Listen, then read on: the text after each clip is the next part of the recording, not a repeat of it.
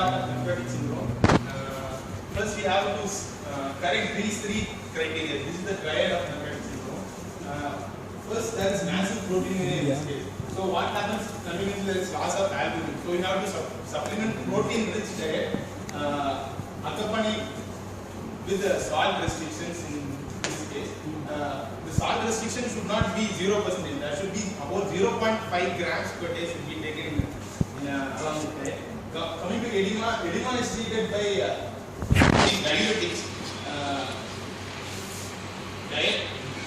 Diet, the amount of egg should be taken, at least 4 egg whites should be taken per day.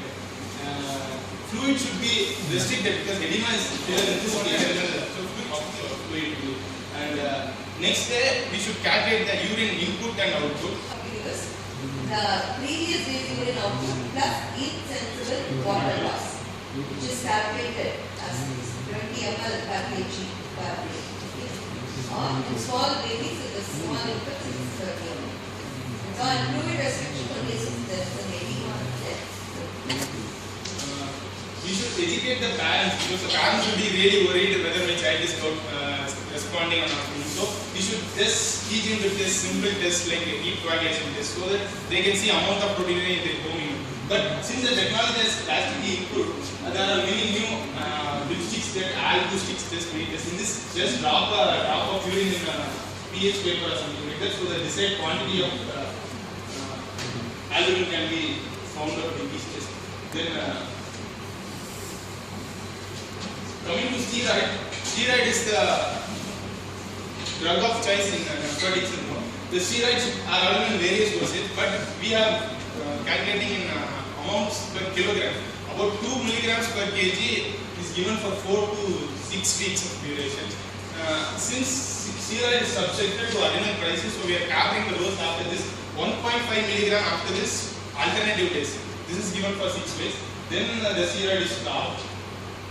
So after this completion, this is not really finished because there are still more some terminologies we have to understand. Here, remission is there is complete absence of proteinuria for 3 consecutive days. So, if a person is remished, he is said to be free of nephrotic syndrome. But if there is relapse, if again there is appearance of albuminuria detected, it's called as relapse. So we have to treat relapse again. Treating of relapse is not allowed. It's a different protocol is coming consequently. Then there are 2 other terminologies are steroid dependence and steroid resistant. In steroid resistant, the person is not responding to steroid, so we have to give some other choice of drugs. And in steroid dependent case, what happens is while we are treating for steroid, that alternative days steroid, when you're giving alternative days, that time the albumin will be appearing in the urine. So we have to manage that also. Coming to relapse case, relapse should be treated for 9 to 18 months. There are certain 5 different types of drugs, but we have a concept called P-drug concept. We can choose a particular drug which we are favorable. Since we are comparing the adverse drug effects of all these drugs, levamisole is free of adverse drug reaction because it has only leukopenia with some kind of rashes. Whereas if you see in cyclosporine and cyclophosphamide, there is nephrotoxicity or chorotoxicity. So levamisole is the first drug of choice. It is given 2 mg per kilograms body weight. The next successful drug is mycophenolate mofetil. It is given in a dose of 20 mg. That 2 mg with 20 mg. So this is also only has limited side effects like leukopenia and GIT discontinuity. This is the protocol. So first steroid is given, levamisole is chosen, and after levamisole cyclophosphamide followed by mycophenolate mofetil and substituted by calcium inhibitors and reclumicin. In steroid resistant case, we use combined dose. You have not said what do you mean by steroid resistance. She asked the question, what do you mean by steroid resistance? When you call it as steroid resistant? The person is not responding to steroid. So we try to use combination of doses. Since steroid is resistant, we use steroid plus cyclophosphamide. And this is a picture showing the adverse drug effect of cyclophosphamide as some hyperpigmentation over the terminal pads. complications. The complication includes edema, infections, thrombosis, hypovolemia, and steatotoxicity. In 1950s, if you see about infections was the most common complication we felt, but now thrombotic complication is seen nowadays. The infections mostly seen here is streptococcus pneumonia infection and varicella. So subsequently, when the person is free of steroids, we are vaccinating the person for streptococcus pneumonia and varicella infection so that he will not get such kind of infection in the future.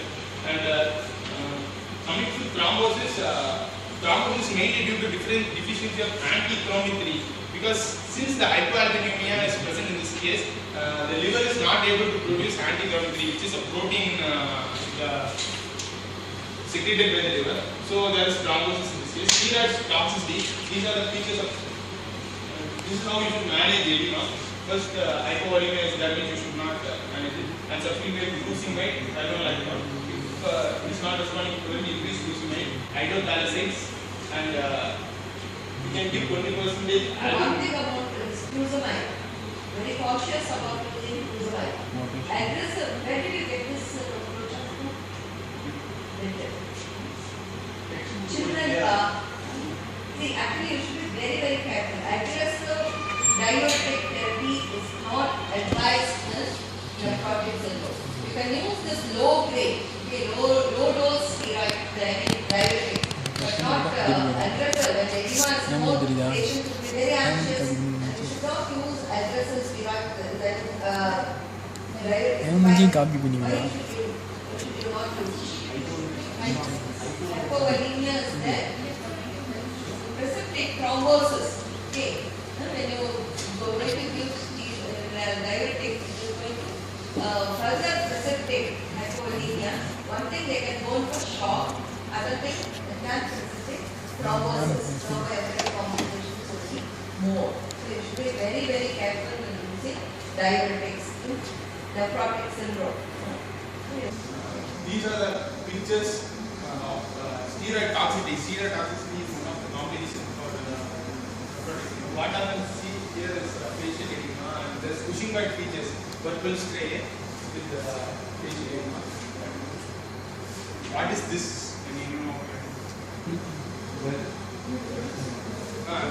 What is it? The person is treated of cyclophosphamide without any treatment.